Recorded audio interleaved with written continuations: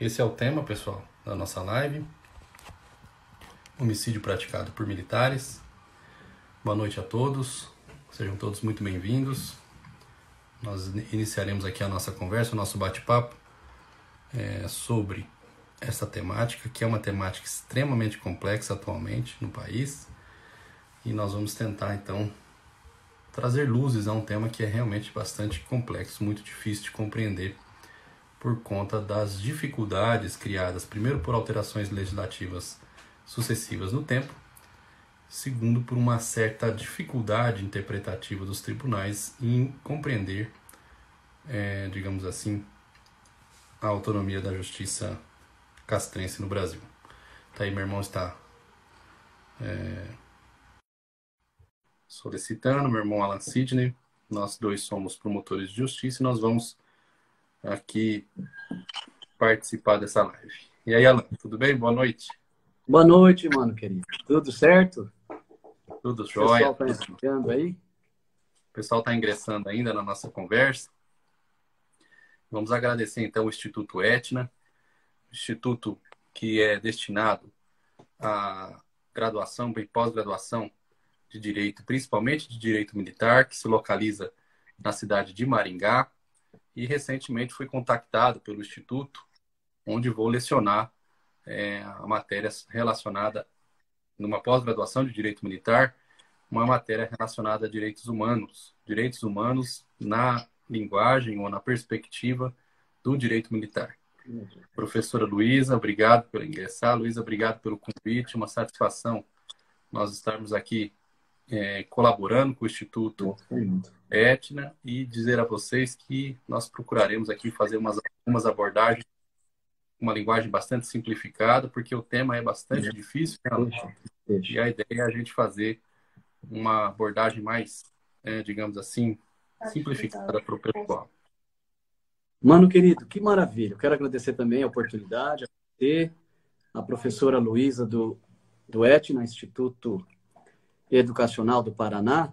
Mas enquanto você foi saudando, foi falando, eu estou vendo várias pessoas aqui, Murilo Carrinho, de Presidente Venceslau, o Major Cassiolari, já vi aqui o Coutinho, já vi a Ingrid, já vi o Tenente Coronel Gabriel Leal.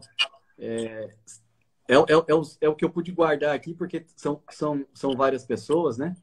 E aí a Lívia, irmã do Netinho, professora Luísa. Tudo bem, professora Luísa, como é que tá? Coronel Antônio Moraes.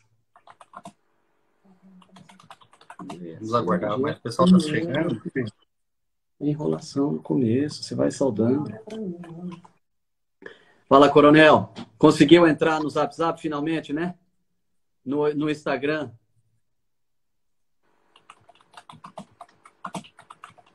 O pessoal está cumprimentando aqui. Ó, o Fernando Teres. Como é que tá, Fernando? Tudo jóia? Solvinsky, Coronel Solvinsky.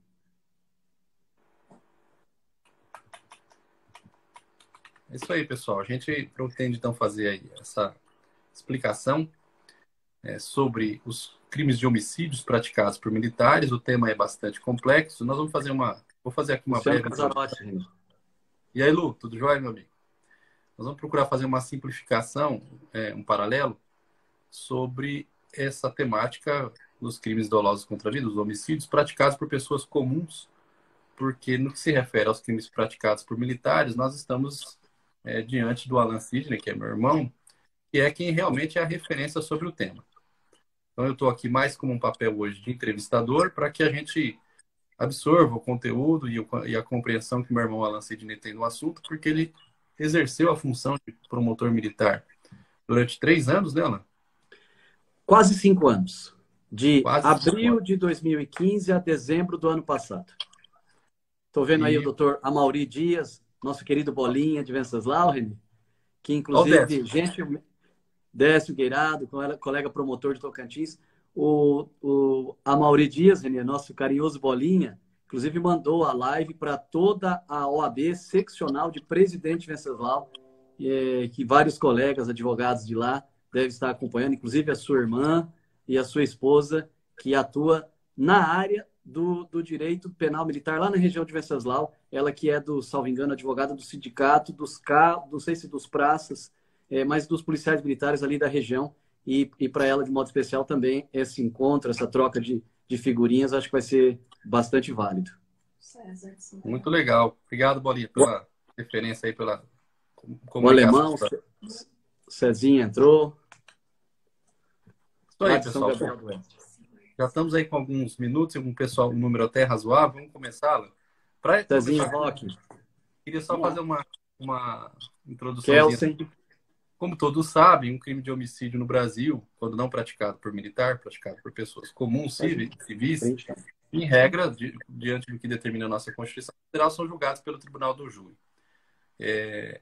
Embora este seja um tema bastante complexo também, e daria assunto para dezenas de outras lives, a gente pode simplificar com a simples informação de que o Tribunal do Júri é um órgão do Poder Judiciário previsto no artigo 5º da Constituição como um direito e garantia fundamental que se presta a garantir direitos fundamentais ligados ao próprio acusado, ou seja, à própria pessoa que está sendo processada pela prática do homicídio doloso ou do crime doloso contra a vida, mas também porque ali a Constituição procura resguardar um outro direito e garantia fundamental de matriz coletiva, que é a possibilidade do cidadão comum julgar os seus pares por crimes de sangue, pelos crimes que são considerados os crimes mais comuns de serem cometidos pela sociedade civil organizada. Então, essa é, digamos assim, a engenharia construída pela Constituição quando ela cria o Tribunal do Júri no Brasil, destinando ao julgamento dos crimes dolosos contra a vida. Então, essa pequena introdução só serve para demonstrar aos senhores o quanto a questão possui uma certa controvérsia, porque, ao prever a legislação brasileira que determinados crimes dolosos contra a vida não serão julgados pelo Tribunal do Júri, recepcionando essa regra constitucional, nós abrimos mão dessa segunda garantia, a garantia constitucional de que todos os cidadãos comuns poderão julgar um outro cidadão que venha a cometer um crime desta natureza. Então, situando, digamos assim, um perfil constitucional ou sociológico constitucional, por que isso é tão importante? Porque isso parte de uma exceção colocada pela Constituição.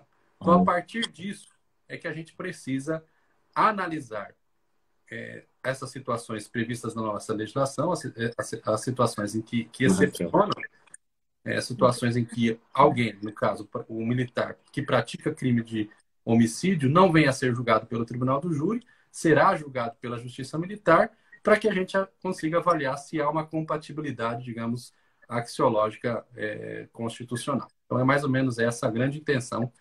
Evidentemente, sem a pretensão, né, Alan, para esclarecer todas as dúvidas, porque o assunto é absolutamente divergente, tanto na doutrina quanto na jurisprudência. Mas vamos iniciar com o seguinte exemplo. Noticiado recentemente, não faz 2 semanas, nos noticiários, nos jornais de grande circulação do Brasil. Pega leve, hein, mano? Pega leve, hein, mano? Um determinado militar foi morto na região do norte do Brasil durante uma operação das próprias Forças Armadas de combate, de proteção às fronteiras e de combate ao narcotráfico internacional por um determinado, então, cidadão civil. E a questão que já se instalou nessa situação foi se esse sujeito deverá ser o sujeito, o assassino, né, o investigado, pessoa civil, se esse cidadão deve ser julgado pela Justiça Castrense, se ele deve ser investigado pela Justiça Castrense e, a partir disso, as consequências penais e processuais penais que ele está sujeito.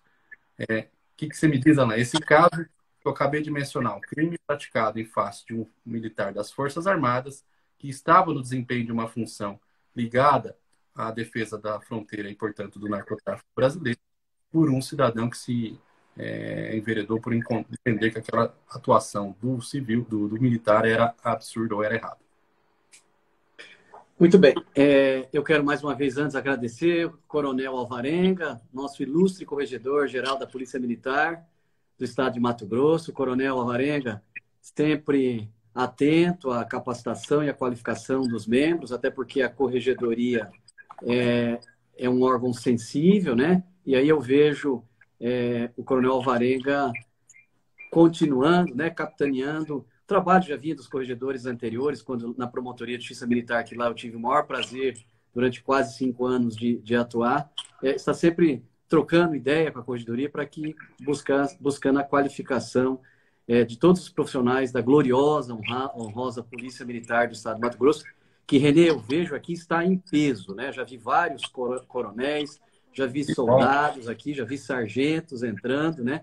Os nossos queridos praças e oficiais da honrosa instituição bicentenária, Renê. Polícia Militar do Estado de Mato Grosso, uma instituição bicentenária. Colega Anne Carini, eu estou vendo aí, Renê, acaba de ingressar, ela que é filho do nosso coronel Ugnei, né?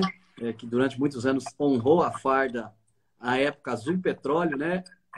Anne Carini, que era a farda da briosa Polícia Militar do Estado de Mato Grosso. Vejo aqui meu amigo Pi, que acaba de entrar, doutora Érica, capitão Henrique, e aí agora, como todos já sabem, que talvez eu sofra um pouco de ansiedade, então eu tenho que responder a pergunta e ao mesmo tempo saudar minha querida Suzy Dalbey, acaba de entrar, mas vamos tentar ser objetivo, que a Sandy está aqui, Renê, puxando, me procurando dar foco. Bom, a questão que se coloca, então, foi um civil que tentou, parece que chegou a tirar a vida, né, do militar das Forças Armadas, do militar do Exército, especificamente, né? Isso. Sabemos que, como você bem colocou, a Constituição Federal prevê a competência para o Tribunal do Júri nos crimes dolosos contra a vida.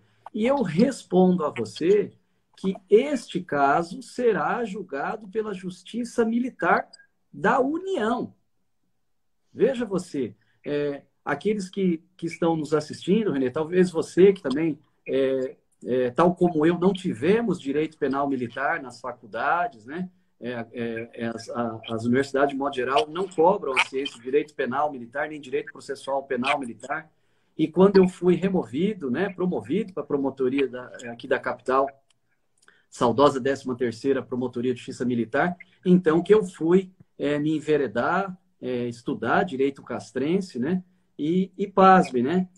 Temos que, de início, já lembrar que a Justiça Militar, como não poderia ser diferente, ela possui assento na Constituição Federal. Pode parecer uma obviedade o que eu estou dizendo, mas é importante nós dizermos isso, porque se a competência da Justiça Militar ela ecoa, ressai, é extraída da lei maior, que é a Constituição Federal, logo nós estamos diante de uma competência absoluta e que, portanto, encerra todos os consectários decorrentes de uma competência absoluta, inderrogável, né? Ela não pode...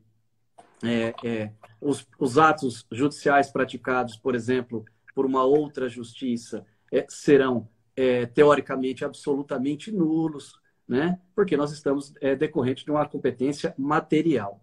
Agora, é preciso dizer também, Renê, que a Constituição Federal, em 2 artigos, praticamente, na verdade em 3, mas eu vou ficar com 2, ela trata da competência da Justiça Militar.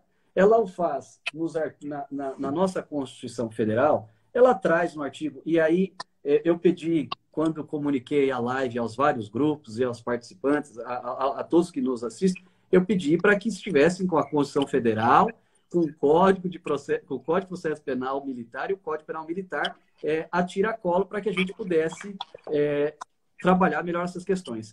Veja, dizia eu, em 2 artigos da Constituição Federal, 3, mas eu vou focar em 2 especificamente, o artigo 124 da Constituição Federal, que só possui o parágrafo único, e o artigo 125. O 124 trata da Justiça Militar da União. Contudo, Renê, e queridos e queridas ouvintes, aqueles que nos assistem, se vocês passarem os olhos no artigo 124 da Constituição Federal, em nada ele vai dizer que ele se refere à à Justiça Militar da União. Ele é omisso. Quem cuida de especificar é o 125, artigo seguinte, parágrafo 4º, que eu vou pedir licença para que leiamos todos nós o que dispõe esse artigo. E aí, a conclusão óbvia é inclusio unius alterius exclusio. O que é isso, Alain? Que conversa é essa? É quando há previsão de um, a inclusão de um importa a exclusão do outro, né? Já dizia o Brocardo latino de longa data. Veja, o 125, parágrafo 4º, René diz, compete à Justiça Militar Estadual julgar os militares estaduais nos crimes militares definidos em lei. Portanto, o 125, parágrafo 4º, ele diz expressamente a previsão constitucional da Justiça Militar Estadual. O 124 não fala. O 124, estou com a Constituição Federal aberta, ele diz: a Justiça Militar compete processar e julgar os crimes militares definidos em lei. O 124 não diz compete à Justiça Militar da União. Ele é omisso. E quem diz que ele é, então, da União? O 125, parágrafo 4º, que diz que ele é da Justiça castrense estadual. E importante dizer isso, Renê, para responder a sua pergunta, porque a Justiça Militar Estadual, como o próprio dispositivo constitucional diz, compete à Justiça Militar Estadual processar e julgar quem, Renê? Os militares estaduais. Mais uma vez, se socorrendo desse antigo adágio, inclusio unius alterius exclusio, na inclusão de um importa a exclusão dos outros, como o artigo 124, que rapidamente eu li, ele não fala quem são os, aspas, destinatários da Justiça Militar da União, diferente do que faz o 125, parágrafo 4º, que diz que só os militares estaduais que podem ser por ela julgados, leiam-se, policiais militares e integrantes do bombeiro militar, a quem saúdo aqui. Também vejo o Tenente Coronel Dércio, né, da nossa gloriosa Neto Pérez, está entrando aí agora, né, o Tenente Coronel Dércio, que foi integrante da corregedoria do nosso bombeiro militar do estado de Mato Grosso. Então, o 125, parágrafo 4º, ele disse quem pode ser o réu, quem pode não, quem deve ser o réu na Justiça Militar Estadual. Militares estaduais. Como eu disse, um grande abraço aí, amigo Pi, como eu disse, a Justiça Militar da União não distinguiu. A Justiça Militar da União não distinguiu. Portanto, tanto civil quanto militar, e pasmem, Renê, tanto militar integrante das Forças Armadas, Exército, Marinha e Aeronáutica, como militar estadual, podem vir a ser réus na Justiça Militar da Entendeu isso? Preciso que eu repita. Enquanto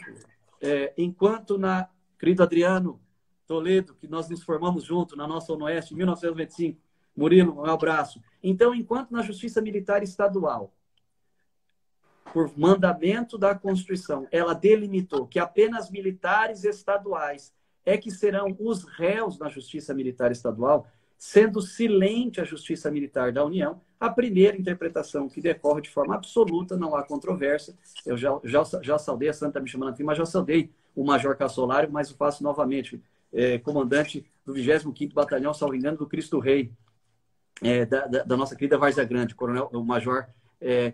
já estou promovendo, viu, Major Cassola? Já estou promovendo a Tenente Coronel, mas claro, no tempo de Deus, meu amado. Então, e será breve, Major Cassolari.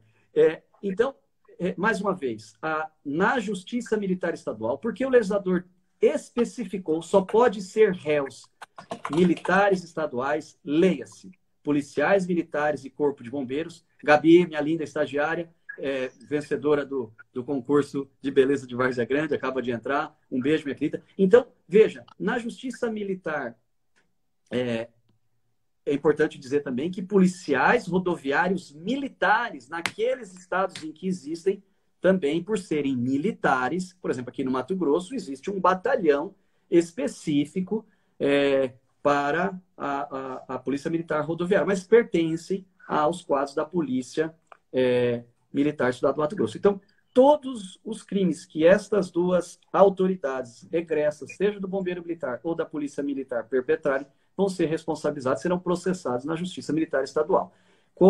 Nesse seu exemplo, como foi praticado por um civil e ele atentou contra a vida de um militar federal, integrante do honrado Exército Brasileiro, e aqui me faz lembrar a história de que quando eu e meu querido irmão Renê prestamos serviço militar obrigatório, ainda como atiradores de segunda categoria, né, como se diz tecnicamente, eu vejo aí entrando também a professora Luísa Brum saudando o professor Jorge César Assis, ex-integrante do Ministério Público Militar, qual ela recentemente participou de uma live, profundo conhecedor do direito castrense. Falei com ele há pouco, professora Luísa. Ele disse que estava fazendo uma sustentação no Supremo, se desse tempo ingressaria. Vamos esperar ansiosos aí o ingresso do professor Jorge César Assis, que tem obras, né, na área de direito penal militar. Mas veja, neste caso, pasmem, o civil vai ser responsabilizado, vai ser processado, sim, perante a Justiça Militar da União, e não no Tribunal do Júri. Aí eu te pergunto, Renê, e a pergunta é indutiva. Mas e como fica se a Constituição Federal está lá em seu artigo 5º, inciso 38, que nos crimes dolosos contra a vida, o julgamento dar-se-á perante o Tribunal do Júri? Como é que esse civil vai ser processado? Está ofendendo a Constituição Federal? Veja, a Justiça Militar, como eu disse no início, ela possui assento na Constituição Federal. E aí nós estamos diante de uma teórica aparente antinomia, porque existe uma norma da Constituição Federal dizendo que quem cometer crime doloso contra a vida será julgado pelo Tribunal do Júri.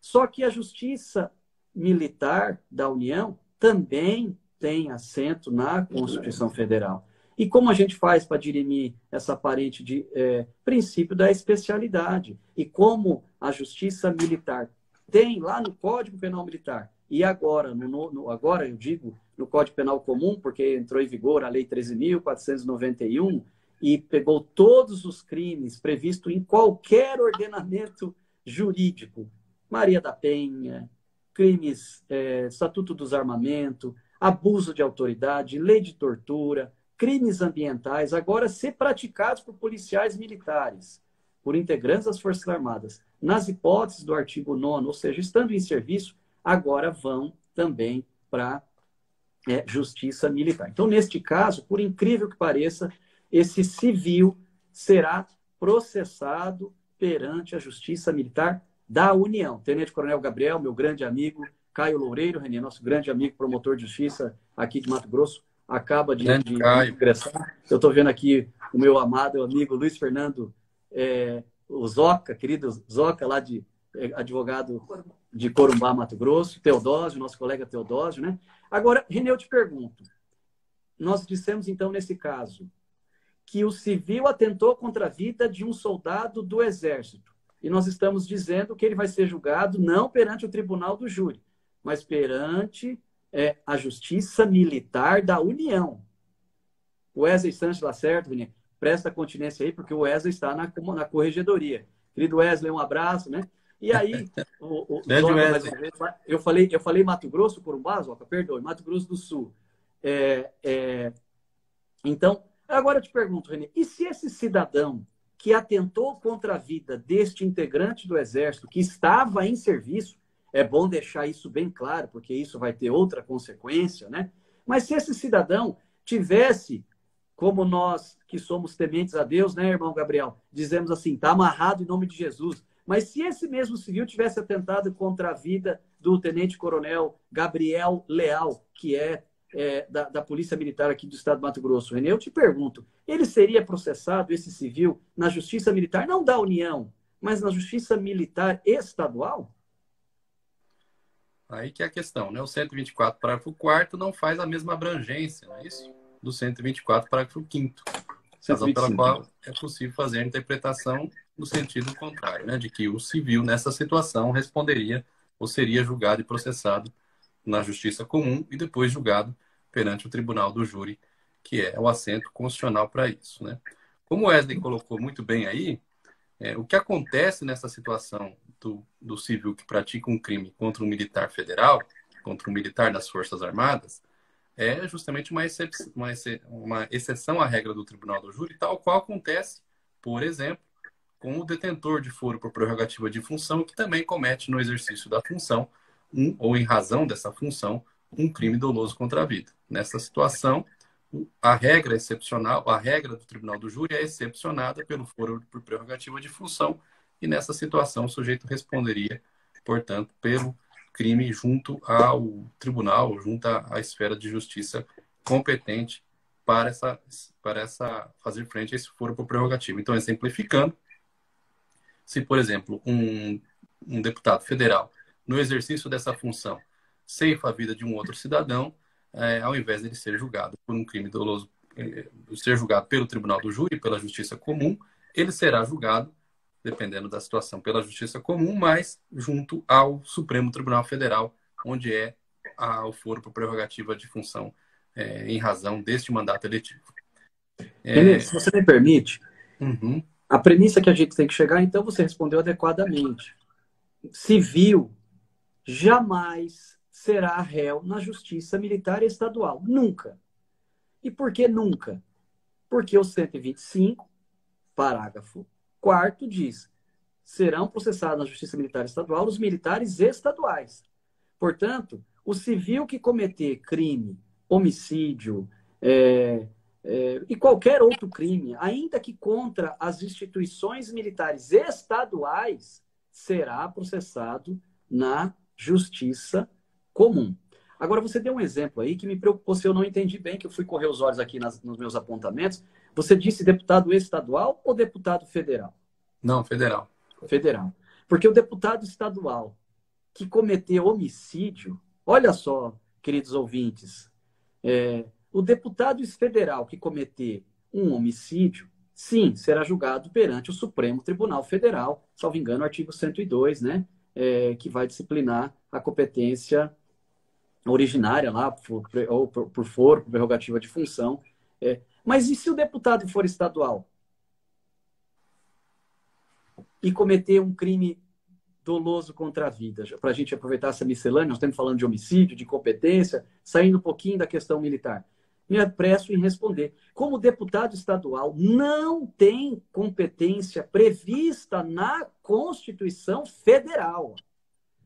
O deputado estadual tem sim a previsão do foro, prerrogativa de função, foro privativo, ou popularmente dito foro privilegiado, né? A imprensa diz a expressão foro privilegiado, que é a nomenclatura menos técnica.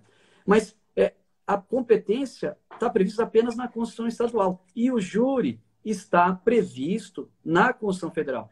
Quando, então, um deputado estadual comete um crime de homicídio, ele não vai para o Tribunal de Justiça. A respeito, inclusive, o Supremo Tribunal Federal editou súmula vinculante. Súmula vinculante diz assim, a competência constitucional do Tribunal do Júri prevalece sobre o foro por prerrogativa de função estabelecido exclusivamente na Constituição Estadual. Então, naquele exemplo, um promotor de justiça que cometeu um homicídio, ele será julgado aonde, Renê? Um juiz de direito. Um respectivo tribunal em que ele atua, tendo em vista que essa previsão tem assento na própria Constituição. No artigo 96, inciso 3. Exatamente. Isso é muito bom de ser esclarecido, né? Porque exato. O pessoal pode achar que isso é feito de maneira leviana, mas, na verdade, essas exceções à regra constitucional do Tribunal do Júri devem ser feitas pela própria Constituição Federal. Exato, porque você ofende o princípio da isonomia. E para você ofender o princípio da isonomia, só a Constituição que está qualificada a fazê-lo, né? Aí, querido amigo César Pelisa, enorme, grande advogado da comarca de São Gabriel do Oeste, do Mato Grosso do Sul, também formamos junto. Muito, muito feliz. Dr. César, eu vi também a nossa colega Kelsen, né? Presidente do nosso centro acadêmico, né? Obrigado pela presença de vocês.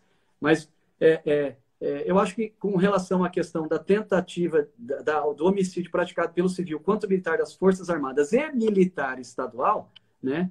Tá esclarecido. Se for o civil contra militar das Forças Armadas, a competência, por incrível que pareça, é do Nilson Portela, grande advogado militarista, esposo da nossa amada colega Elisa Renê. Está com a gente aí. Mais alguma? Vamos problematizar essa questão. Então, se o civil que mata o militar é julgado pela justiça militar, certo? E os crimes civil conexos... que mata o militar. O militar, o militar das Forças Armadas, que esteja... Das Forças Armadas. Que haja, evidentemente, o nexo com relação a essa função, ou em razão dessa função. Nexo etiológico. Mas sim. ele também pratica uma série de outros crimes, digamos, ocultação de cadáver, outros crimes ligados e conexos a esse crime de homicídio. A questão que também podemos enfrentar, né? Esses crimes conexos são levados a julgamento também pela Justiça Militar e não sendo levados a julgamento pela Justiça Militar. Qual é o foro competente para isso? Aí é uma questão problematizada. Não, vamos lá. Por conta da Lei 13.491, Rodrigo Soriano, obrigado. Por conta da Lei 13.491, que alargou o conceito de crime militar, o que a doutrina já convencionou de chamar crime militar por extensão ou por equiparação. Esse civil que atentou contra a vida de um militar federal, a Justiça Militar da União vai foro atrativo para todos os crimes conexos, inclusive a ocultação de cadáver. Portanto, a Justiça Militar da União não vai restringir-se a julgar apenas o crime doloso contra a vida, né? Mas também os crimes a ele conexos. Hoje, tomava a liberdade de falar com um grande colega do Ministério Público Militar, Mário Porto. Antes de nós entrarmos ao vivo, Renê, ele me mandou um zap. Foi o último WhatsApp que eu respondi, a gente chama de zap, ninguém mais fala WhatsApp, né? E a Sandy aqui brava comigo, Alan, entra logo, já está começando. E eu tomei o cuidado de mandar para o Mário Porto, ilustre promotor de justiça do Ministério Público Militar, que atua no Rio de Janeiro, né? Mandei o link para ver não sei se ele conseguiu entrar. É o Paulo aí, marido da Sazenazzi, um abração, Paulo. E ele me contava que recentemente no Rio de Janeiro, um civil efetuou, salvo engano, disparos, atentou contra a vida de um integrante do Exército, que está lá na GLO, da Lei da Garantia da Lei da Ordem, né? Que é o Exército desaquartelar, não sei se existe essa expressão, ir até o professor Mário Porto, e ingressar a gente está vendo isso muito comum no Rio de Janeiro, né? Essa atuação ostensiva do Exército, e um cidadão atentou contra a vida. Exemplo desse que você deu, mas esse foi aqui no Amazonas, né? Mas não chegou, graças a Deus, felizmente, a tirar a vida desse integrante do Exército. Veja bem, ele está sendo processado tranquilamente, tentativa de homicídio, né? E aí agora tem uma questão um pouco mais técnica, que eu vou tentar ao máximo, Renê, porque nós temos um público muito eclético. Nós temos aqui de operadores do direito, muitos policiais militares que nem acadêmicos são, e eu vou tentar, nesse aspecto, evitar ao máximo o juridiquês. Mas veja, entrou em vigor há 2 anos a Lei 13.977, salvo engano, esse é o número, que alterou a Lei 8457 de 92, que é a lei que cuida da organização da Justiça Militar da União. E esta lei passou a prever, na Justiça Militar da União, o julgamento de crimes militares pelo juiz de direito. Alguém está me mandando aqui? 13774, exatamente, obrigado.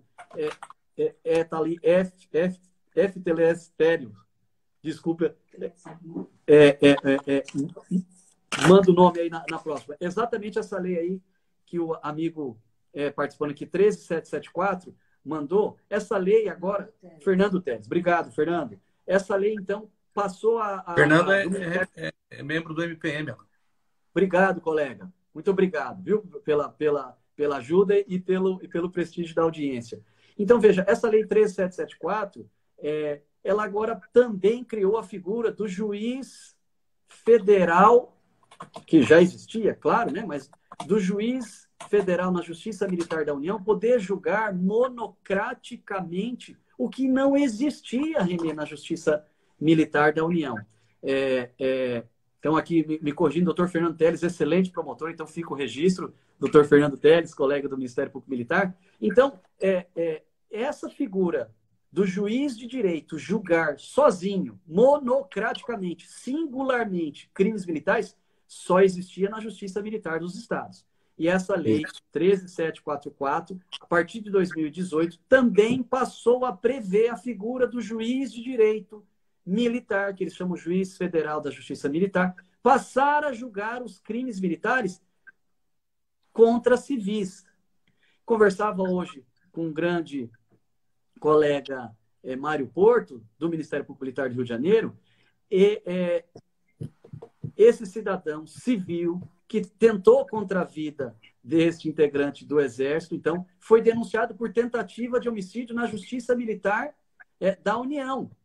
E quem está julgando esse processo, porque praticado por um civil, é o juiz de direito monocraticamente, o juiz de direito militar da Justiça Militar da União, juiz federal, monocraticamente. E ele já me antecipou, Mário Porto, se eu estou cometendo uma impropriedade, me corrija, né? Mas ele disse que ele não concorda com esse posicionamento, né? Ele vai aviar os recursos, parece que ele vai entrar aí com o remédio processual habeas corpus, porque ele entende que não pode o juiz de direito militar federal julgar um crime doloso contra a vida. Ele entende, o Mário Porto é um colega de uma atuação impecável, né? Tem um grande cabedal na atuação castrense militar, e ele entende, então, que o julgamento, sim, tem que ser perante a Justiça Militar, mas perante o órgão colegiado, a chamada Conselho de Justiça, porque, como todos sabem,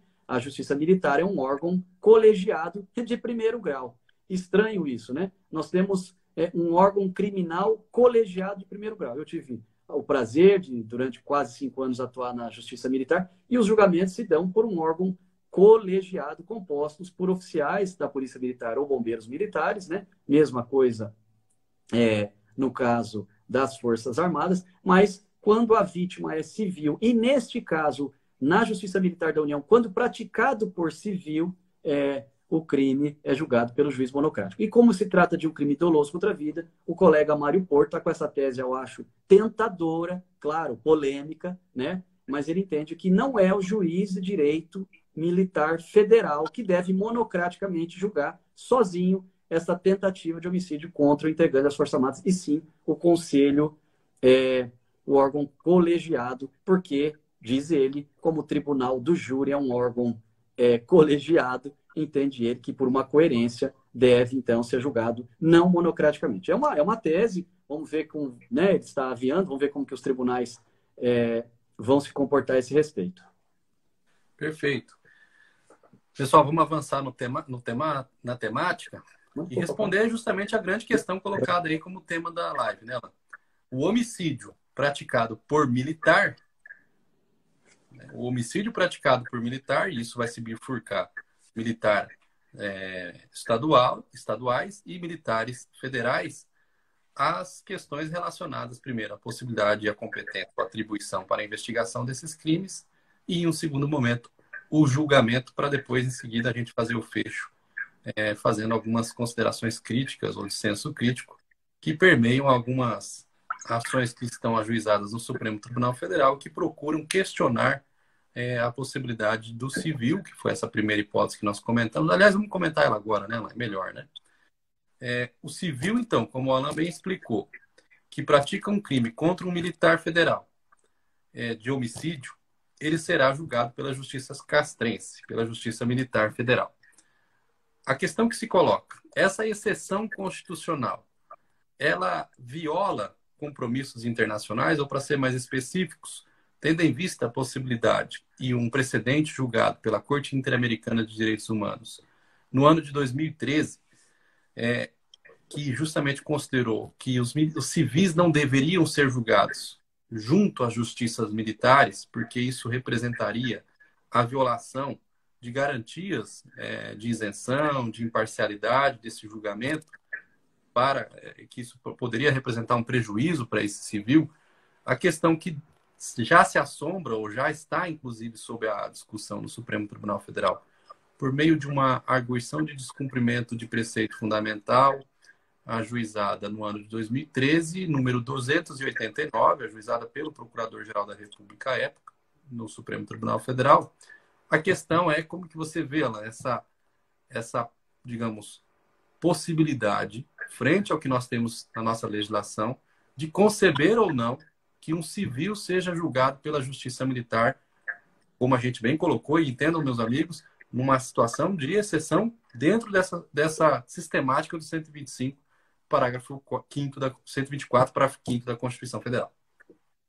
Mário Porto, minha saudação, vejo que você está aí, obrigado, amigo, pelo prestígio, obrigado pela inestimável ajuda, conversávamos há pouco, né, colega do Ministério Público Militar, atuando numa promotoria bem complicada, que é o Rio de Janeiro. Vejo aí o professor Jorge César Assis. Obrigado, professor, pela sua participação. Vossa Excelência é um ícone, né? Uma referência, ex-integrante do Ministério Público Militar, aposentou recentemente, né? E agora está aí continuando apaixonando, produzindo literatura e atuando no foro especializado da Justiça Militar. Os cumprimentos, professor Jorge César. Renê. O Mário Flávio Porto perguntou se é esse caso, o Palamara Iribarne, é esse mesmo. É exatamente esse o precedente da Corte Interamericana de Direitos Humanos, que entendeu em 2013 que não era possível haver esse tipo de julgamento do civil junto à justiça militar. Professor Jorge, não sai que eu quero, ao final, fazer uma provocação, e como o senhor hoje está na honrada e destacada advocacia, ao qual eu quero render todo o meu apreço, a minha consideração por todos os advogados que estão aqui presentes, colega Jorge Assis, colega Amaury Dias, meu amigo Pires, Luiz Fernando, a gente tem que sempre lembrar, nós operadores de direito, promotores, juízes, defensores, que o advogado é, Renê, indispensável à administração da justiça, conforme encerra a Constituição. Dr. Carlos Dorico, um prazer, meu irmão, abençoado, e é testemunha, né, Dr. Carlos?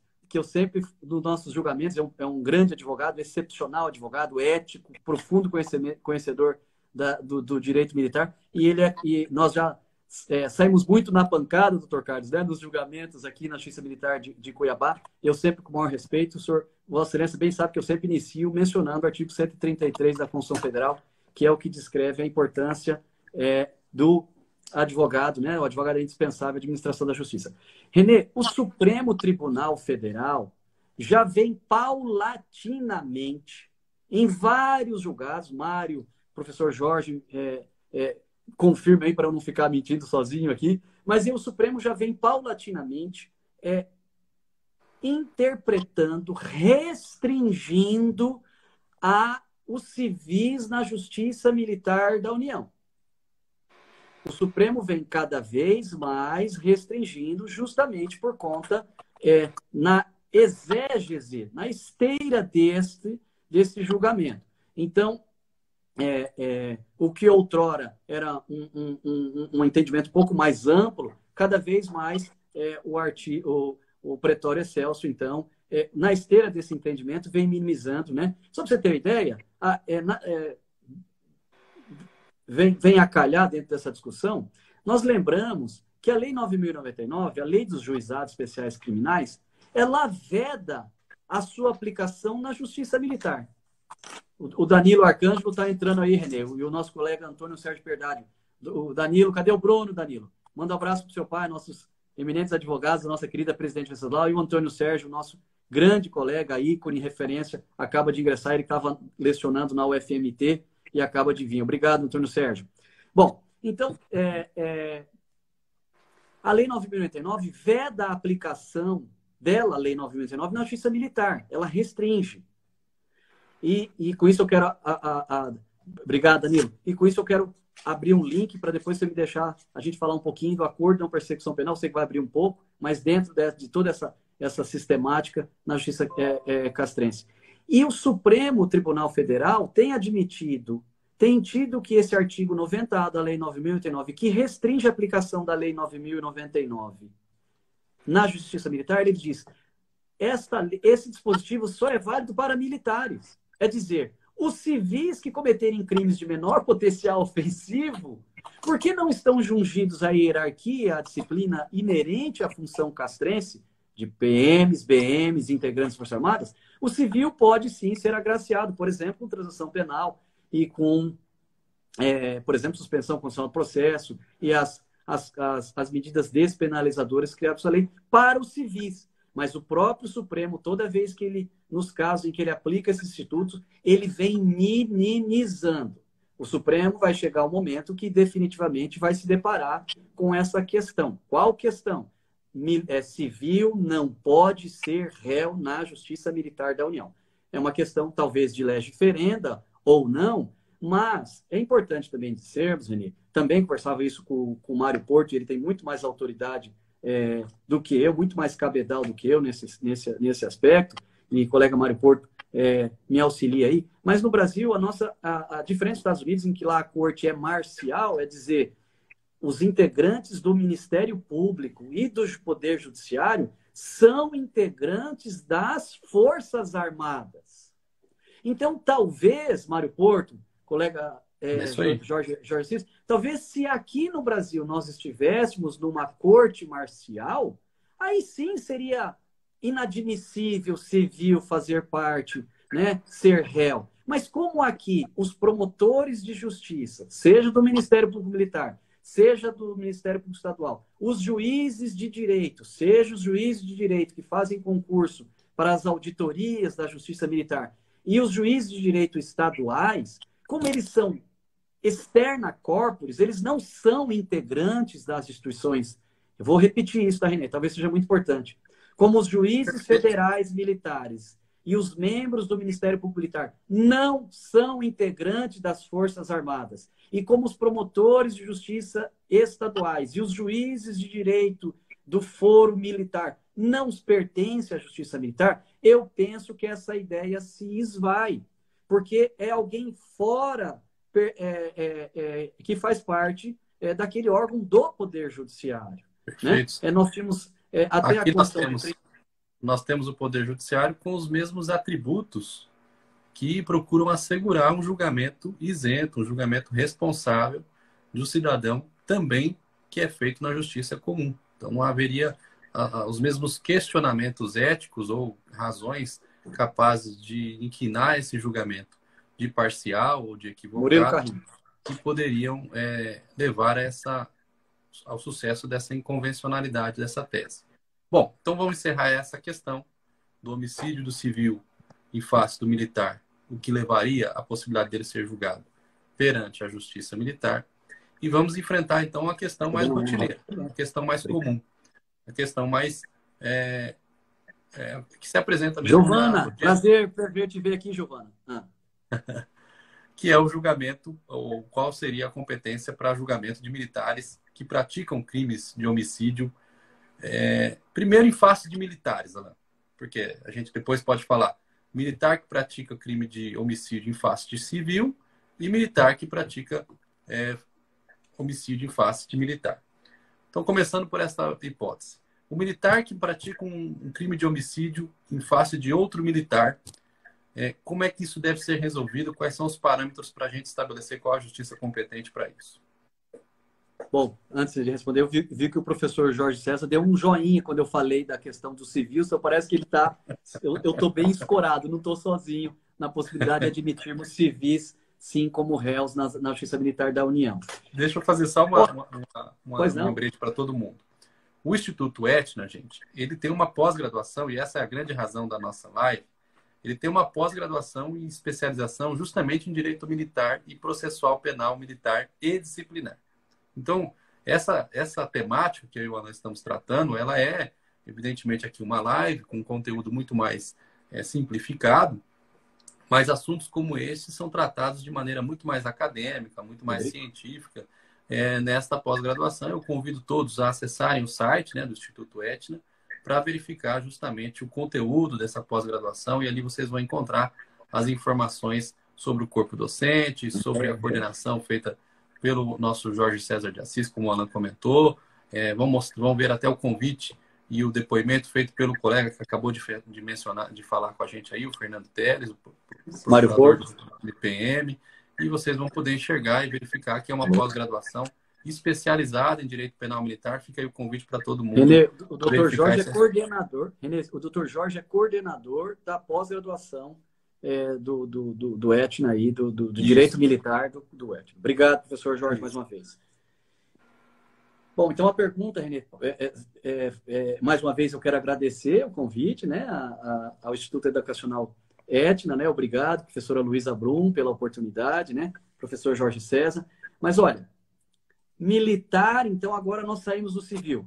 Nós estamos em militar que comete crime contra militar. É isso? Isso. Se esse crime vai ser julgado pelo tribunal do júri ou se esse crime vai ser julgado pela justiça militar, pela justiça militar. Késia, minha querida Késia, né, um beijo. E aí? Bom, a melhor resposta, cadê o Murilo Carrinho, que, se Deus quiser, vai encerrar as fileiras do Ministério Público no tempo de Deus, né? Querido Murilo, tão logo, ele que está se formando de Direito na Toledo, a universidade onde o Renê teve o prazer de coroar, né, se tornar bacharel em Direito. Então, a melhor resposta para concursos depende. E depende do quê? Bom, primeiro, militar que comete crime contra militar quase sempre será da justiça militar o processo e julgamento. Agora, professor Jorge César, Mário Porto, tem mais um colega, Fernando Teles. Aqui eu quero fazer uma crítica ao Supremo Tribunal Federal, de um modo geral ao STJ, né? Crítica essa, claro, querido Murilo, crítica essa dentro das balizas democráticas, respeitosamente. Eles, me perdoe, Renê, não conhecem tanto direito processual e direito penal militar, né? Porque sai um pouco do beabá, sai um pouco do diapasão, sai um pouco do padronizado. E a matéria é complexa. Não, mas o que acontece? Vamos lá, eu vou fazer, Renê, é sempre cansativo, fastidioso, mas eu vou fazer uma leitura rápida para defender a tese de que é crime militar e depois nós vamos conversar. Quem está chegando? Aninha? Querida Aninha Beatriz? Aninha, minha linda. Tudo na paz? Oi, tudo bem com você? Cuidando direitinho do Pedro Henrique? Um beijo, minha linda. Quero completar também o Marcelo, o Dr. Marcelo Santos, da Corregedoria da Polícia Militar. Olha, o artigo 9º, Renê, já diziam os romanos, in clarat cessat interpretatio. Na clareza não há que se interpretar. O artigo 9º, inciso 2, a linha A do Código Penal Militar, diz o seguinte: consideram-se crimes militares em tempo de paz. E tomara Deus que continuemos sempre aplicando esse artigo 9º, que é em tempo de paz. Porque o artigo seguinte, está amarrado em nome de Jesus, já diziam nós tementes a Deus, é os crimes militares em tempos de guerra. Tomara que esse fique só como exemplo de laboratórios. Mas ficamos, então, com a hipótese atual do regime que vejo em tempos de paz. Os crimes previstos nesse código, e na legislação, e aí com a alteração da Lei 13.491, quando... A bateria está acabando aqui, Santi. Acho que escapou o fio. Ele diz assim: por militar em situação de atividade contra militar na mesma situação. Ponto. E o que eu quero destacar aqui é o meu ponto. O legislador, Renê, no Código Penal Militar, exigiu apenas uma condição para que seja crime militar: que seja militar em atividade que pratique crime contra outra militar na mesma situação. Que situação, Renê? Em atividade. De atividade.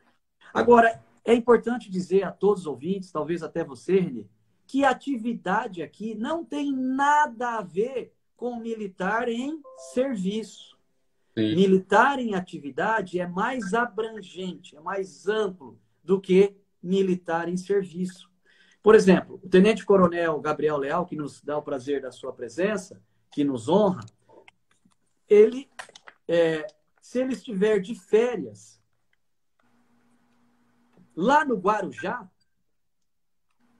ele não está de serviço, mas ele continua como militar. Cortou aí um pouco? Cortou, mas pode falar. Já voltou. Você entendeu? Militar em atividade opõe-se, é o antônimo, é o contrário do conceito de militar em inatividade. E o que é o militar em inatividade? Aquele que já pegou o chapéu, aposentou-se, como aquele que está na reserva remunerada ou reformado. Então, militar em atividade não é o que está em serviço necessariamente, é aquele que não está aposentado. E o legislador foi muito sábio, técnico, minucioso. Ele disse: considera-se crime militar aquele praticado por militar em atividade, repito, aquele que não está aposentado, aquele que está na ativa, como o tenente-coronel, como coronel Alvarenga, perdão, eu rebaixando o nosso corregedor da Polícia Militar, que nos prestigia. Se ele estiver de férias hoje, eu não sei se o coronel Alvarenga está de férias, mas ele não está em serviço, mas está em atividade.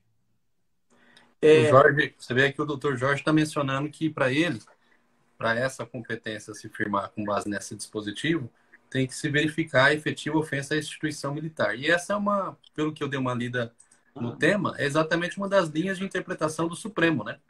Bom, o Supremo, eu respeito, divirjo do professor Jorge César, mas nesse aspecto estou sozinho, professor, mas o senhor só está com o Supremo Tribunal Federal. Então, acho que o senhor está muito melhor do que eu. Eu divirjo, e respeitosamente, por quê? Porque, veja bem, nessa linha A, ele não usou qualquer outro fator discriminating. Vou explicar. Se ele dissesse assim, será crime militar aquele praticado por militar em atividade contra militar em atividade, vírgula, e desde que seja assunto relacionado à caserna? Não. O legislador não o fez. O legislador foi... Não fez ressalva, não fez condicionamento. Não, fez... E aí aquela máxima, onde o legislador não distingue, não cabe ao intérprete fazê-lo. E acho que o meu posicionamento ganha mais força se nós lermos as hipóteses depois previstas. Porque nas hipóteses seguintes, na linha B, na linha C, veja, na linha C, por exemplo, ele vai falar assim, por militar em serviço, atuando em razão da função, em lugar sujeito à administração militar. Veja que nessa hipótese, além do critério ratione persona, o louco, ele utilizou também, professor, o critério ratione loci, o local. Então, na linha A, ele não utilizou nenhum critério que não critério propter office ou ratione persona. Veja que nessa linha que eu mencionei, ele exige, além do critério persona, o critério local, ratione loci.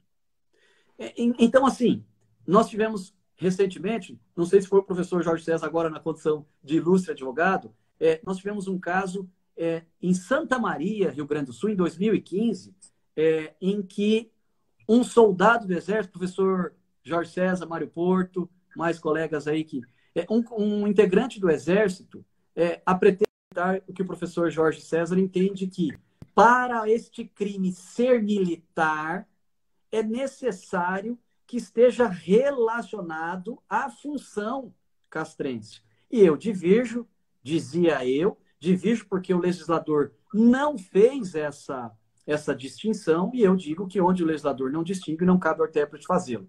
Dizia que no Rio Grande do Sul, em Santa Maria, um soldado que é participante daquela magia negra, não sei se eu posso chamar isso de religião, com todo respeito.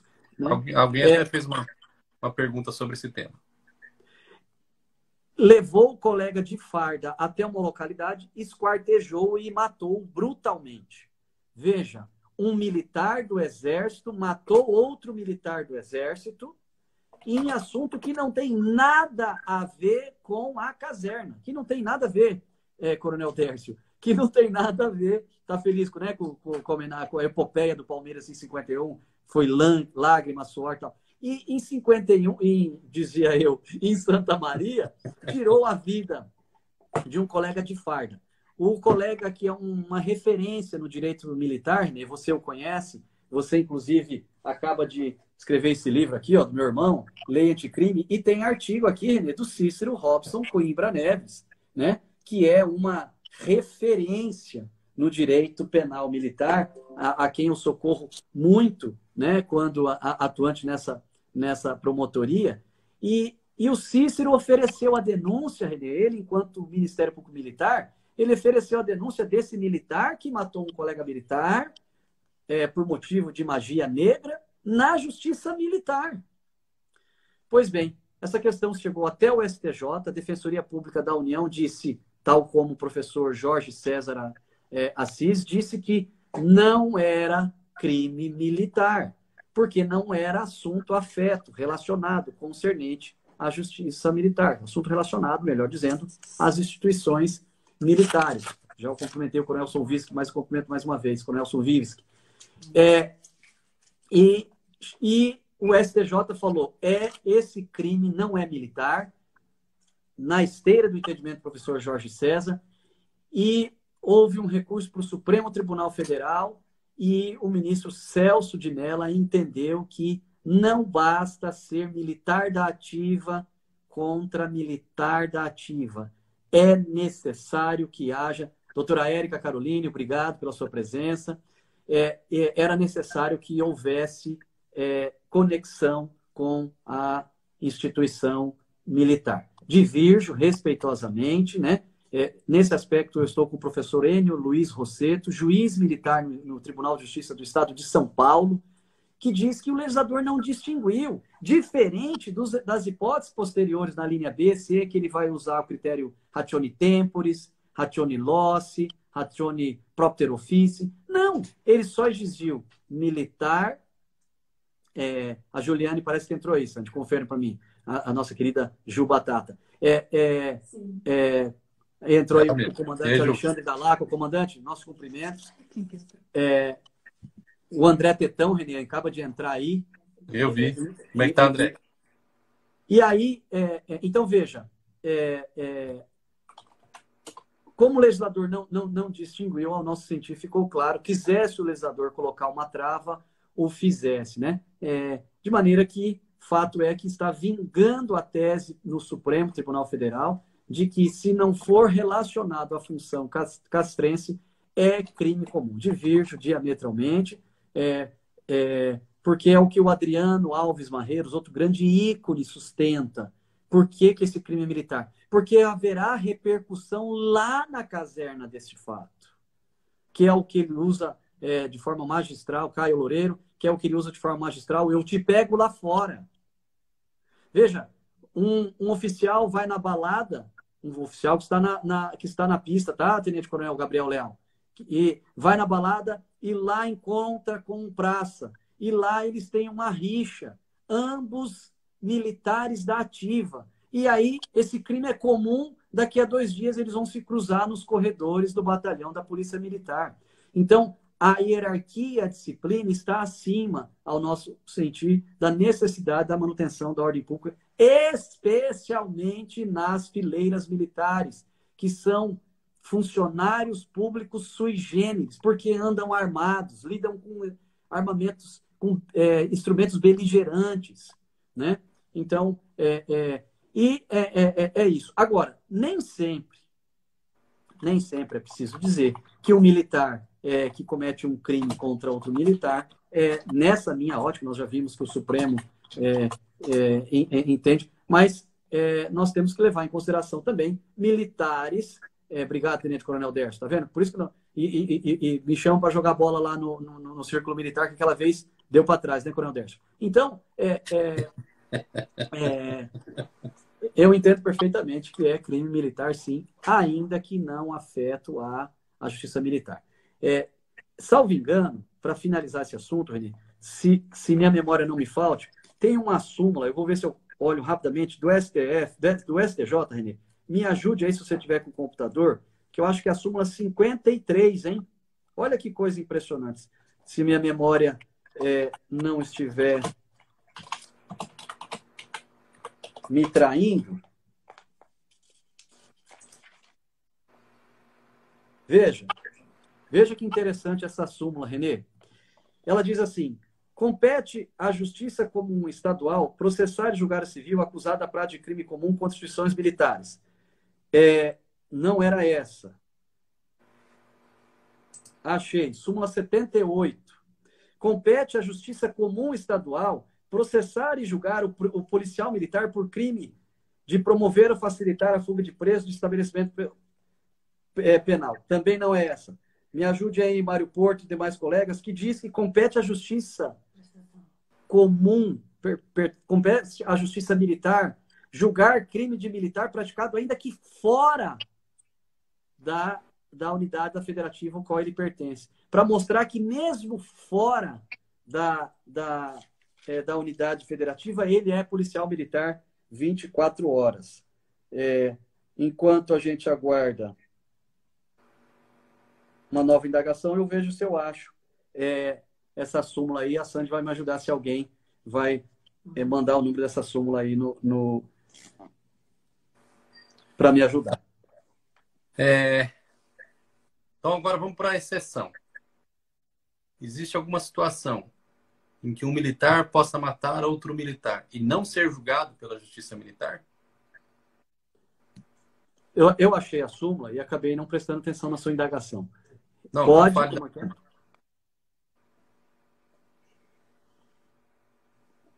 A súmula 78.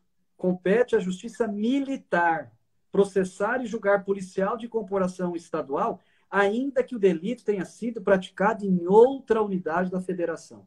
Isso mostra que... Quem está nos saudando aí, a Associação do Mato Grosso do Sul, deve ser o Romão, né? Romão, craque de bola, Romão. Vamos organizar aqui, o torneio. O colega Marcelo mandou a súmula, 47, né? Compete à Justiça Militar. Eu acho que é a súmula 78. Eu acho que não é a 47, não. Eu acho que é essa que eu li. Alguém mandou aí, ó. Desculpa ter ouvindo aí, a Josada Teixeira tá dizendo: Romão, um abraço, meu irmão. Mas não é, eu acho que... Não, eu acho que é a 78 mesmo. Quem mandou? É a súmula 78 que eu acabei de fazer a leitura. Ainda que o crime seja praticado em outra unidade da federação por policial militar da ativa, esse crime volta para a Justiça Militar Estadual daqui. Perfeito. E aí a sua pergunta. Aí o professor está mandando. Obrigado, professor. É o Rafael. É o Rafinha. Obrigado, Rafa. Obrigado, Rafa. Bom, então nós definimos aí, na tua interpretação, as situações em que um militar que mata outro responderia, segundo o teu entendimento, sua compreensão, na justiça militar. E quando ele não responderia, então? Quando que um militar matando o outro não responderia na justiça militar? Para o pessoal compreender todo o seu raciocínio mais fechado, né, completo. O meu raciocínio é assim, mas temos que lembrar, o Supremo caminha no entendimento contrário ao meu. O Supremo diz que, resumindo, militar da ativa que comete crime com militar da ativa, o crime só é militar se for assunto relacionado à função, a função castrense. O Alan diz, o Alan, Enio Luiz Rosseto, Adriano, Cícero, Robson Coimbra Neves, nós sustentamos que, a despeito de o assunto ser ou não afeto à atividade castrense, por conta principalmente do Te Pego Lá Fora, por exemplo, por conta dos princípios da hierarquia e disciplina, esse crime é sim militar. Esse crime não seria militar na hipótese de um policial da ativa cometer contra, por exemplo, um policial militar que já está na hipótese da inatividade, né? Completamente fora das hipóteses, e aí esse militar não ser militar da ativa. Assunto um pouco mais polêmico é um militar da ativa, da Polícia Militar do Estado de Mato Grosso, praticar um crime contra um policial militar do Estado do Paraná, ambos estando em atividade. Bom, aí dificulta bastante, né, a gente admitir que nessa hipótese seria crime militar, né? Talvez se fosse Mato Grosso do Sul, que são estados limítrofes, a minha tese ganharia um pouquinho mais de gordura. Mas como se parte de um estado completamente distante, né, em que não haveria possibilidade, ressalvada a possibilidade da Força Nacional, Renê. Veja, a Força Nacional ela é composta, e agora recentemente a Constituição Federal foi alterada para criar a Força Nacional, mas ela é composta hoje de policiais militares do Brasil inteiro. Né? E se lá no Rio de Janeiro nós tivemos agora o emprego da Força Armada, se não me engano, no início do ano passado, em Manaus, né? Por conta de uma organização criminosa atacando o terror lá no Amazonas, né? E foi a Força Nacional, que é composta, na sua grande maioria, por policiais militares do Estado e do Brasil inteiro. Esse crime vai vir para a Justiça Militar Estadual. Perfeito. Bom, agora então, o fecho, o último assunto relacionado a tudo isso. Um crime de homicídio praticado por um militar contra, evidentemente, na última hipótese, né, contra um civil. Como é que isso é regulamentado pela legislação, embora esse já seja um tema bastante conhecido, mais ou menos, da comunidade jurídica, mas não custa a gente fazer esse esclarecimento. Militar, seja estadual ou seja das Forças Armadas, que mata um civil, onde ele é julgado, e por quem ele é investigado e depois por quem ele deve ser julgado. Bom, questão palpitante, pantanosa, extremamente espinhosa, né? O militar estadual que comete um crime contra um civil, estando ou não estando em serviço, estando ou não estando nas hipóteses do artigo 9º do Código Penal Militar, que é o sistema nervoso central do direito penal militar, o artigo 9º, que vai delimitar as hipóteses de crime militar. Volto, então, à premissa. O militar estadual que comete um homicídio contra civil, estando ou não estando nas hipóteses do artigo 9º, em qualquer das hipóteses, ele será julgado na justiça, no tribunal do júri estadual. Fiz essa premissa? Fiz. Então, vamos lá. Um policial militar. Vamos pegar o exemplo mais comumente. Um policial militar que atende uma ocorrência porque um assaltante tomou uma casa e uma família como refém e é acionado via cupom. A adrenalina toma-lhe as veias, o suor e o raciocínio começa a ficar mais acelerado, o coração mais palpitante. Ele tem que chegar ali naquela casa para salvaguardar a vida de toda uma família que está nas mãos de criminosos. Imaginemos que nessa situação os criminosos não se rendem e recebem a polícia militar, não com um buquê de flores, mas a bala. Bala aí que eu quero dizer com projéteis, disparos de armas de fogo. E nessa situação, o policial que tem que salvaguardar, faz um juramento para entrar na polícia militar, tal como o bombeiro militar, que dá a vida, faz o compromisso de dar a sua vida pela vida do civil. Ele acaba, nessa situação, atirando e alvejando lá o criminoso, arrebatando-lhe a vida. Veja, nesse exemplo, eu estou diante de um caso de um policial militar que está em exercício de sua função e acaba arrebatando a vida de um criminoso. Não entrando na questão, claro, de legítima defesa, de estado de necessidade, de estrito cumprimento do dever legal, de exercício regular de um direito, que nesse meu exemplo narrado se amoldaria essa excludente de ilicitude, claro, mas se esse fato chegasse às barras da justiça, o julgamento dar-se-ia perante a justiça militar, perante o tribunal do júri. Por quê? Porque lá no 125, parágrafo 4º, que há pouco eu li, CPF cancelado, está mandando exatamente. Por uma questão de lhanheza na linguagem, eu me contive de não usar isso, mas acabando, sim. Aí. Nessa hipótese, o 125, parágrafo 4º, ele diz: compete à Justiça Militar Estadual julgar os militares estaduais nos crimes militares definidos em lei. Vou repetir devagar, Renê. Nos crimes militares, grande Alex, defensor público, honrado. Um abraço, meu amigo palmeirense. Tudo na paz? compete à Justiça Militar Estadual processar e julgar os militares estaduais nos crimes militares definidos em leis, vírgula, ressalvado, Thaisa, ressalvado o Tribunal do Júri. Veja que o parágrafo 5º do 124, Renê, expressamente exclui da Justiça Militar os crimes, o julgamento, melhor dizendo, dos crimes dolosos contra a vida, ele exclui, tá o sinalzinho ligado, tá carregando, ele exclui da Justiça Militar o julgamento. Mas, para mim, também é de uma clareza solar. Ele não diz que esse crime não é militar, Renê. É evidente. Vamos ler comigo? Compete à Justiça Militar Estadual julgar os militares estaduais nos crimes militares definidos em lei, vírgula, ressalvado o júri. Eu quero dizer, o crime de homicídio praticado por militar em serviço, ele é crime militar. Só que o legislador constituinte falou, só que o julgamento eu quero que seja no júri.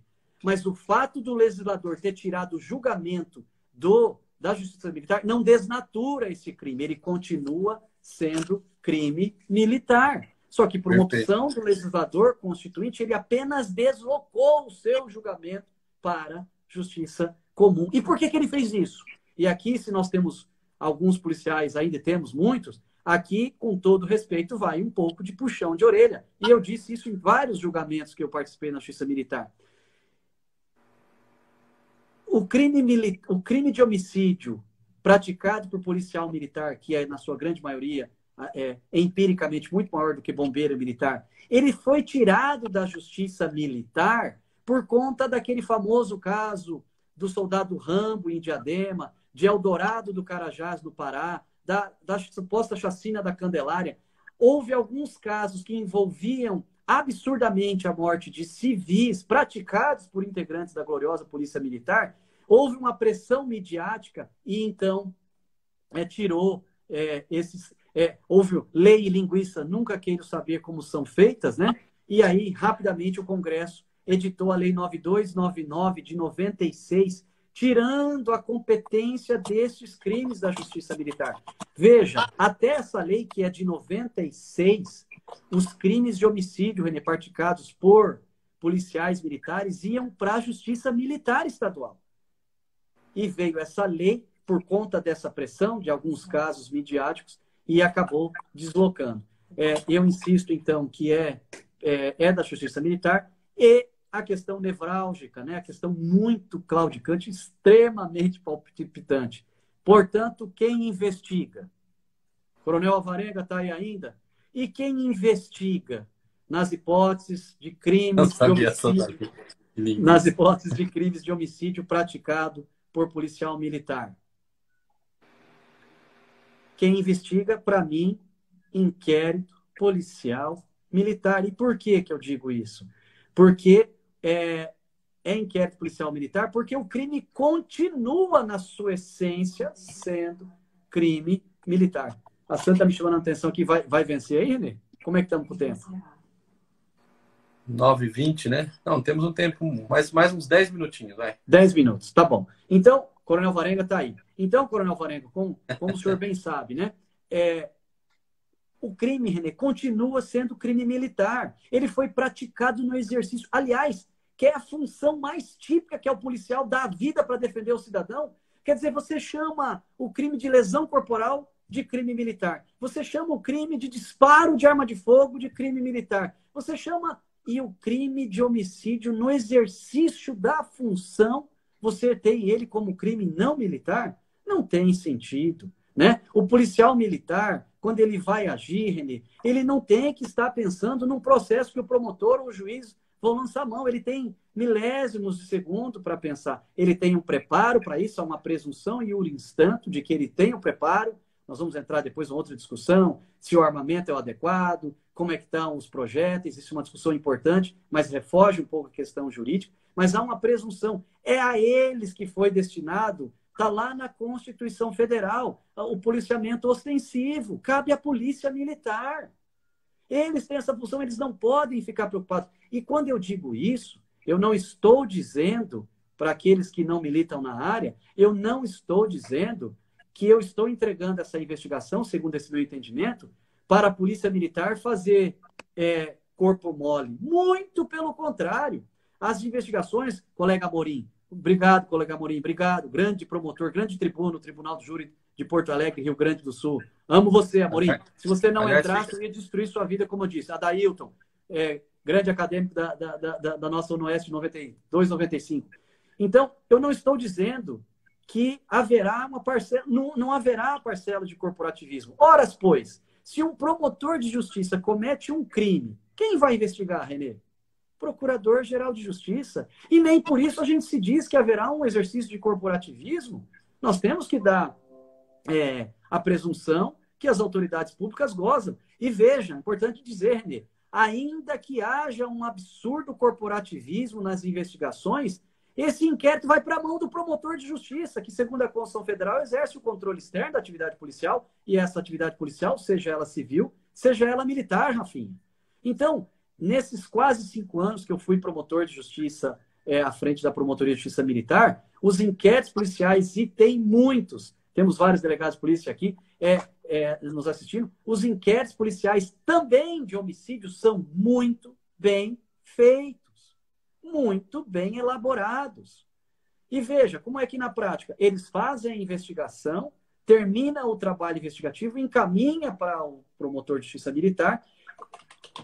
Nós fazemos uma análise prévia se aquilo for um crime doloso contra a vida. Porque, veja bem, Renê, aquilo pode ser uma lesão corporal seguida de morte. Aquilo pode ser um homicídio culposo. E nessas hipóteses, lesão corporal seguida de morte e homicídio culposo, a competência é da justiça militar, não é da justiça comum, do Sim. Tribunal do Júri. Nós tivemos aqui em Cuiabá, eu fiz o julgamento, um caso, ficou conhecido como o caso da Casa de Câmbio. Bandidos entraram para assaltar, famoso, quem aqui de Cuiabá conhece? Obrigado, Caio. Quem aqui conhece, entrar no Dr. Google, aí escrever caso Casa de Câmbio, pode parecer uma cacofonia, mas é isso mesmo, caso da Casa de Câmbio de Cuiabá, em que bandidos entraram para assaltar uma lotérica e naquele momento, por uma infelicidade, digo infelicidade, né, porque CPF a menos, já disse o nosso colega Bastos aí, havia policiais militares. E o bandido não sabia. E houve troca de tiros. O policial militar atingiu o bandido no peito. O bandido continuou disparando, a arma do bandido lencou. Ele, claro, continuou disparando. Um dos projéteis acertou a caixa, matando a funcionária da lotérica. E pasme, Renê, que infelicidade. Veio, infelizmente, a tirar a vida do próprio colega de farda. Quem fez a investigação? Inquérito policial militar. E ali teve civil. A denúncia do Ministério Público foi, nesse caso, por homicídio culposo. Né? Veja, terminou a investigação, houve o arquivamento, houve extração de cópias encaminhando para a promotoria comum. Ela promoveu o arquivamento em relação ao civil, o bandido, porque estava em legítima defesa, e nesse aspecto, como é doloso, nós não temos atribuição. Né? E o julgamento se deu, ao qual, inclusive, eu pedi a absolvição com base num dispositivo expresso no Código Penal Militar. Naquele momento, ele estava em um estado de uma legítima defesa de terceiro, né? Infelizmente, houve excesso absolutamente excusável, e naquele caso concreto. Então, veja, essa investigação, ao nosso sentir, tem que ser perfeitamente realizada em sede de inquérito policial militar. Para finalizar essa questão, o Código de Processo Penal Militar, Renê, em seu artigo 82, parágrafo 2º, eu não vou ler agora por causa do tempo, mas ele diz assim: no caso de crimes dolosos contra vidas praticados por policiais militares, de novo, em claro e cessa de interpretácio, os autos do inquérito policial militar serão encaminhados à justiça comum. De uma clareza solar.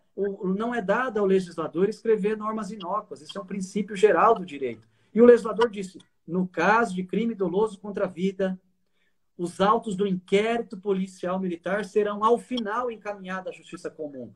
Então, esse artigo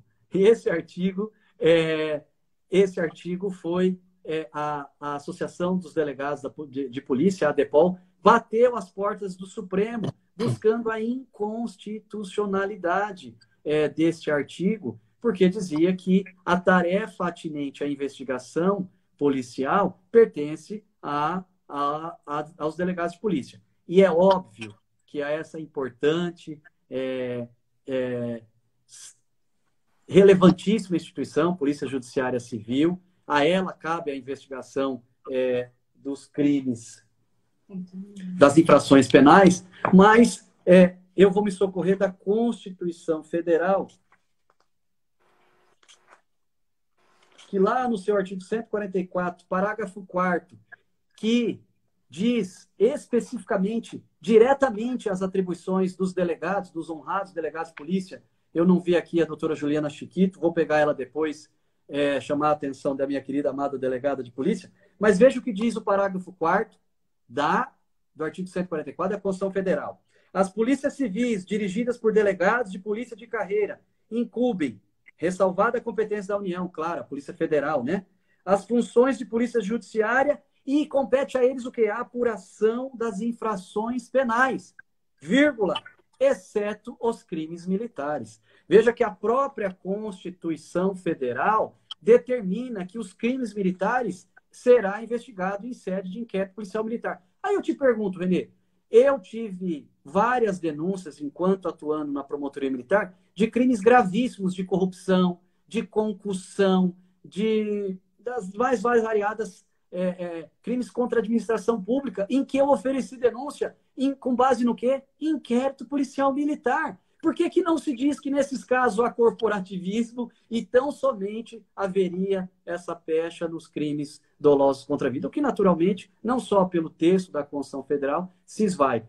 A DEPOL entrou com uma DIN contra aquele artigo 82, parágrafo 2º, como eu disse, e o Supremo Tribunal Federal não concedeu a liminar, dizendo que a norma era constitucional, né? De maneira que ele não julgou o mérito, essa questão ficou aberta, mas eu digo, se toda norma goza de presunção relativa de veracidade, de legalidade, né, como toda e qualquer norma goza dessa presunção, imagine uma norma que foi levada até o Supremo. Eu digo, ela goza de uma presunção relativa ao quadrado, porque o Supremo, que é o guardião da Constituição, foi provocado e não a extirpou do ordenamento, ela que já tinha laivos de constitucionalidade, ganhou ainda mais razão de ser uma norma constitucional. Mas é verdade dizer, a questão é claudicante, a questão é tormentosa. Agora, é óbvio que se um policial militar da ativa,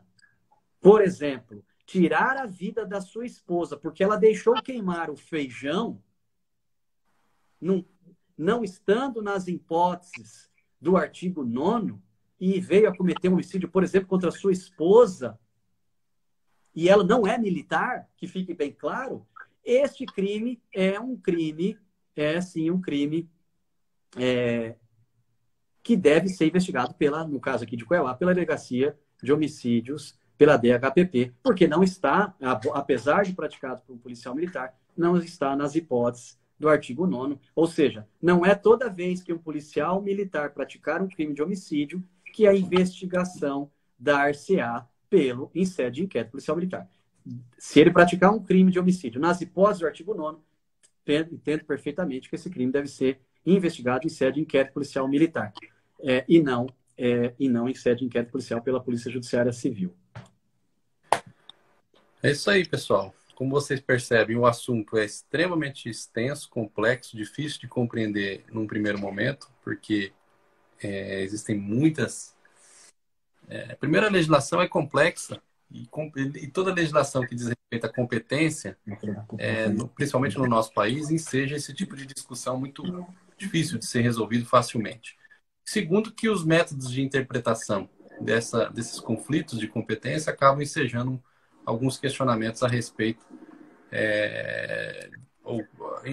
que dificultam a compreensão de uma maneira mais segura a respeito dessas interpretações. É sempre muito triste, muito ruim para o direito brasileiro essas discussões de competência que acabam alongando desnecessariamente, muitas vezes, o julgamento de alguns processos, mas isso reclamava, sem dúvida nenhuma, uma redação das normas processuais, principalmente essas referentes à competência, de uma maneira muito mais clara, de uma maneira muito mais sistematizada, para justamente facilitar a identificação dos órgãos competentes para julgamento de determinados casos do Brasil. Renê, se Infelizmente, me é o que permite, acontece no se me país. permite, meu irmão, o colega Paulo Jaroziski acaba de mandar uma pergunta, dentro da sua que você fez, de forma muito pertinente, Paulo, eu vou segurar aqui para ela não correr. Alan, e quando tiver coautor de homicídio civil que juntamente com o militar mata civil, quem investiga? Excelente a pergunta, Paulo. Obrigado pela indagação, né? A gente tem que interpretar essa questão, Amado. Primeiro, jamais o coronel Alvarenga, corregedor da Polícia Militar, ele jamais vai poder investigar civil, tá bom, Renê? Jamais inquérito policial militar estadual vai se prestar para investigar civil. É um instrumento absolutamente inadequado. Na justiça, nas hipóteses da justiça militar estadual. E aí, como é que faz? Imagine um policial militar que, conjuntamente com um civil, venha praticar um homicídio. Como é que fica se o civil não é militar, não está... A gente faz aquele raciocínio, tal como um maior pratica um crime com um menor. O menor vai para a vara da infância e da juventude. Imagine um maior em concurso de agentes, juntamente com um adolescente, 16, 17 anos, pratica um crime de roubo, haverá separação, não há falar em conexão. Então, essa investigação, com relação, claro, com relação ao que concerne ao policial militar, vai ser encetada em sede de inquérito policial militar e no que concerne ao civil, com compartilhamento de provas, né? Não vejo maiores problemas nisso, com compartilhamento de provas, né? Em sede de investigação e perfeitamente possível, tal como ocorre. Veja que se nós, querido Paulo, vamos imaginar aqui que nós não estivéssemos diante de um crime de homicídio. Vamos imaginar uma hipótese, por favor, né, em que um comandante de um batalhão estivesse envolvido juntamente com uma autoridade policial, hipoteticamente, por favor, né, em crime de corrupção, crime de concussão. Estavam exigindo, vamos supor, aí você está no nortão aí do Mato Grosso, exigindo propina de madeireiros. Uma hipótese. Veja, nós temos uma autoridade policial militar e uma autoridade policial civil. Não estou falando de homicídio, Paulo. Nesse aspecto, não há discussão que a concussão correrá na justiça militar, correto, Renê? E o delegado, nesse exemplo absurdo meu, o delegado será processado na justiça comum. Não haverá foro atrativo. Veja, absolutamente tranquilo. A polícia militar irá investigar a concussão praticada pelo policial militar em sede de inquérito policial militar e a corregedoria, por exemplo, da Polícia Civil, o mesmo fato, só que tendo como sujeitos diferentes, no caso, eventuais policiais civis envolvidos, ela encetará uma investigação em sede de inquérito policial civil. E veja que, ao término dessas investigações, o promotor de justiça militar não vai poder processar o delegado de polícia, nesse exemplo, se tiver elementos de que ele participou desse crime de concussão. O inquérito policial militar, ele vai tomar as providências que ele entender em relação ao policial militar eventualmente envolvido nesse exemplo hipotético. E, por sua vez, o Paulo Jarozinski, lá em Cláudio Vera, depois me corrige, tá, Paulo? Adotará as providências em relação oferecerá a denúncia contra o mesmo fato, concussão, na justiça comum, lá na comarca de Vera ou de Cláudia, onde ele muito bem representa a sociedade e o nosso Ministério Público. Então, eu não vejo essa dificuldade. Não, veja bem, e aí, por que haverá corporativismo no julgamento de um homicídio e não o haverá no julgamento, por exemplo, de uma concussão?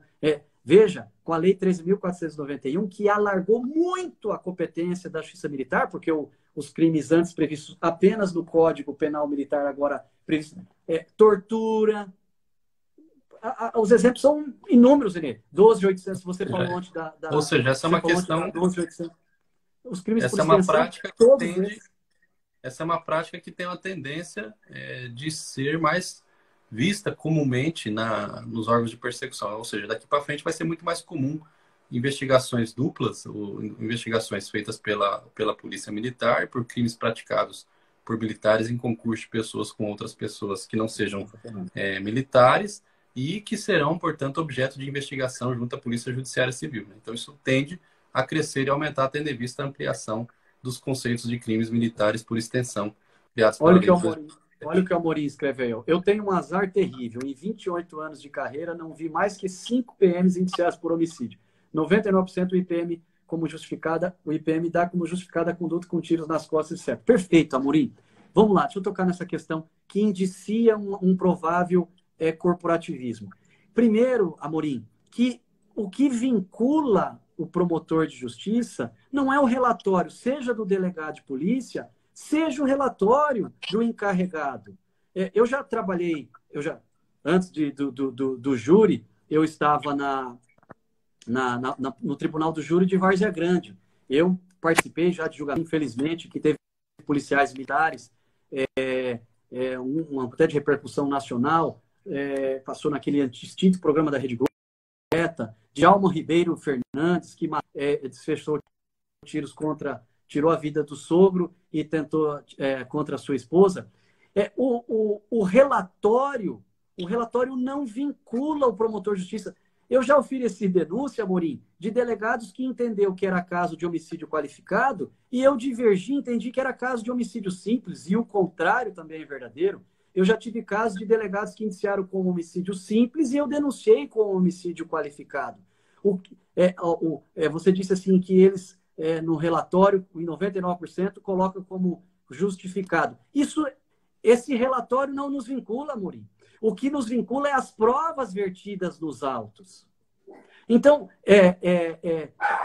e as provas vertidas nos autos, comumente, são muito bem elaboradas, né? Pelo menos nos inquéritos que eu peguei. E lembrando, não cabe a mim, enquanto promotor militar, não cabe a mim promover o arquivamento. Eu tenho que mandar o inquérito policial militar para o colega promotor da respectiva comarca em que se deu o homicídio. Ele ali avaliará se é caso de oferecer denúncia por homicídio simples, qualificado, ou uma das hipóteses de excludente de ilicitude. Então, o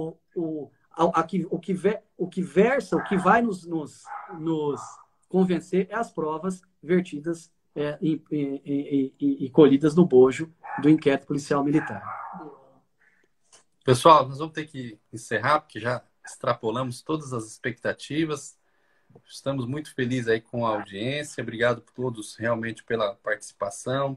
Como vocês podem perceber, é um tema extremamente complexo, que enseja discussões riquíssimas, principalmente porque, como eu disse no início da nossa conversa, né, Alan, é um tema que as pessoas conhecem não tão profundamente, o que inclusive seja esse monte de discussões junto à nossa jurisprudência, junto à doutrina brasileira de processo penal e processo penal militar. Mas nós vamos até, diante aí dessa audiência grande, Alan, a gente pode até pensar numa segunda ocasião, um segundo encontro, uma segunda live, e evidentemente que todos podem mandar aqui dúvidas para mim, para o Alan, para o próprio Instituto Etna. Na medida do possível, a gente pode tentar responder para vocês pelo direct aqui do Instagram. E queria agradecer imensamente a presença de todos, agradecer imensamente a atitude do Instituto Etna de nos ter cedido esse espaço.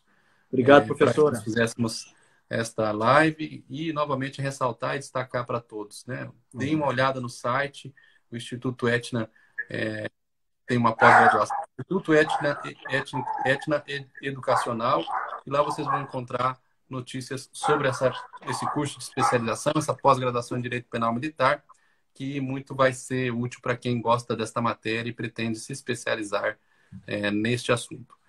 Gente, grande abraço a todos. Alan, suas considerações finais, manda um abraço para todo mundo e estamos aí para próximos encontros, certamente. Obrigado. Eu estou vendo aqui o Coronel Moraes, que hoje está na reserva e advoga, um grande advogado. Ele mandou cumprimentar, como que é, Coronel? Está aqui, ó. Parabéns aos O Brothers, né? Os irmãos, a dinastia do O, né? Amigo Coronel Moraes. Obrigado, Irene, pela oportunidade, foi um prazer. Eu queria depois deixar para outra oportunidade mais claudicante. Parece que o professor Jorge César não está aqui, eu queria muito que ele estivesse. espero que a professora Luísa leve a ele, eu quero provocar ele agora na condição de advogado, da possibilidade de falarmos de acordo de não persecução penal, sim, também na justiça militar. Só para concluir, eu sei que o tempo se esvaiu já, mas eu finalizei minha atuação em dezembro do ano passado e fiz um acordo de não persecução penal, né, à luz, inclusive, desse excelente livro seu, embora minha edição já está defasada, né?